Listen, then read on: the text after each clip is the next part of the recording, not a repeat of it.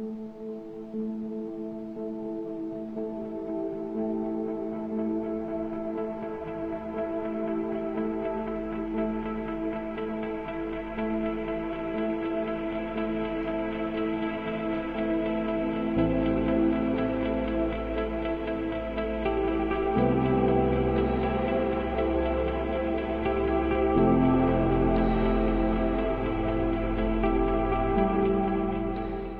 just wanted to take a moment to talk to you about my baptism.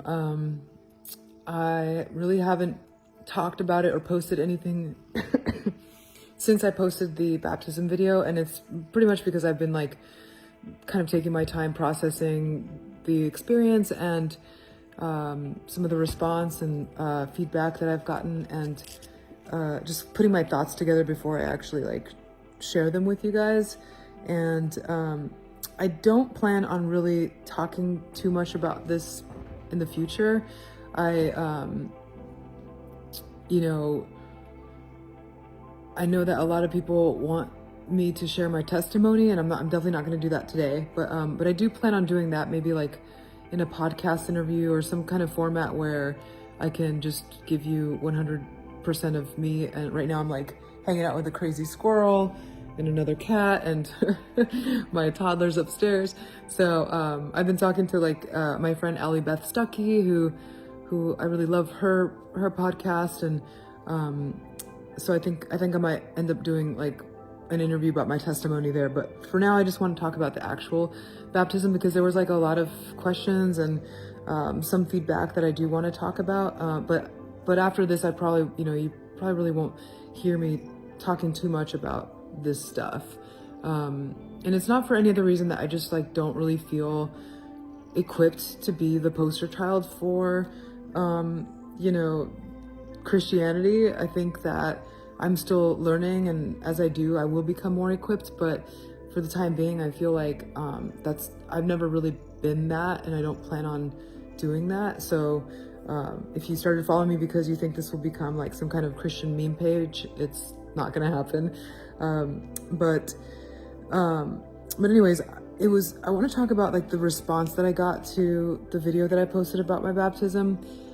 It was an overwhelmingly beautiful amount of just positivity and just love. Like me and my husband and my son, we'd go out to go get lunch throughout the week, and people would just come out of nowhere just wanting to give me a hug and congratulate me and welcome me to the family, which I love. And it's been pretty awesome. I'm actually shocked because I was expecting to get so much hate for it. I know that a majority of my fans and my followers are not Christian, and so like I know that it's a turnoff to a lot of people, and everybody's had like their own experiences in their life that might trigger certain things, and and I know that everybody's on their own journey, and it's not for everybody, but this is where I'm at. And to me, my baptism was a public demonstration of where I stand with my faith, and basically letting people know that I'm not ashamed. And so that's why I really wanted to share it with people, and like if there was anybody out there that felt like they were at a crossroads and don't feel like you fit in, because I don't feel like I fit in anywhere now, and or that I ever have, to be honest. Like you're not alone. There's and it's crazy how many people in my DMs and stuff like shared with me what they've been going through too, and so it's kind of cool to be able to connect in that way. But there was this other side of the response that was just so awful.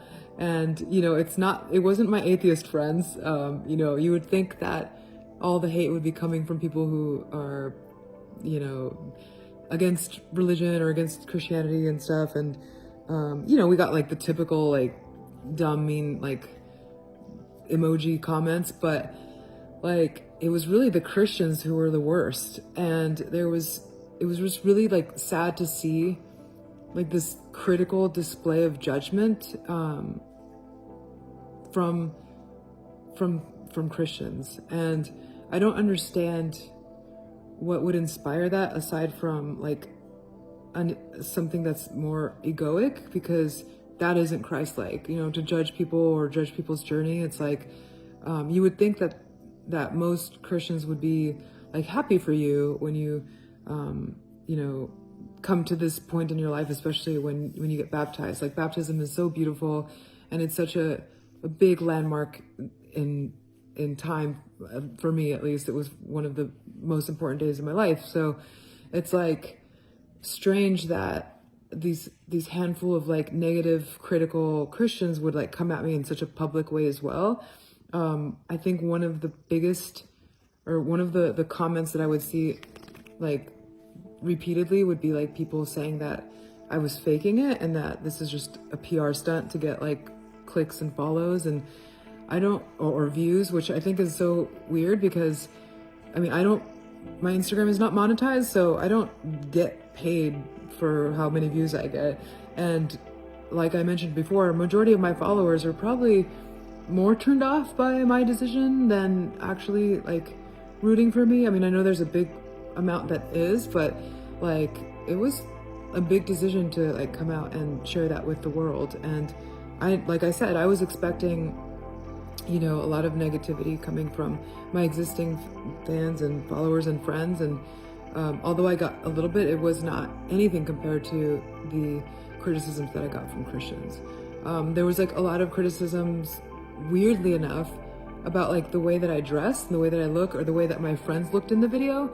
And I think it's really insane that we live in a time where people still like judge a book by its cover. Like, I feel like I wasn't aware that there's a, you know, a uniform that you're supposed to wear once you give your heart to Jesus. Like, but, you know, and I will say that there is like a certain aesthetic that is a very stereotypical aesthetic for like the Christian community, and that is not me.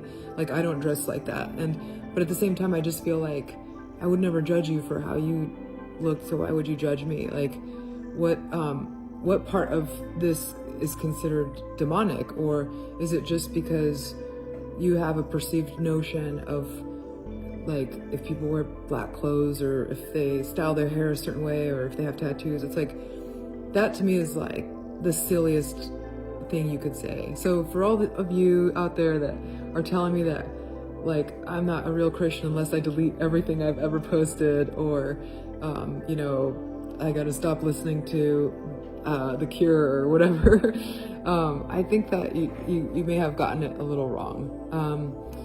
Like, another criticism that I found was just attacking my husband. I feel like that one is quite annoying because you don't know the dynamics of our marriage, and you don't know what somebody's going through, you know? Like, my husband has his own journey, and I am here to support him and be there for him as much as I can, and be the best wife that I can be for him. But until he makes his own decisions, like, I'm, you know, should I just abandon ship? Should I just divorce my husband and uproot like the beautiful nuclear family that we have because he doesn't sing lyrics the way that you think he should sing lyrics? Like, the way that some of those comments were phrased were just so awful and cruel. And I just wonder what your life looks like. Like, do you only hang out with people that think and look like you? Because if that's the case, I would say, in my own humble opinion, that sounds like a very close-minded life to live.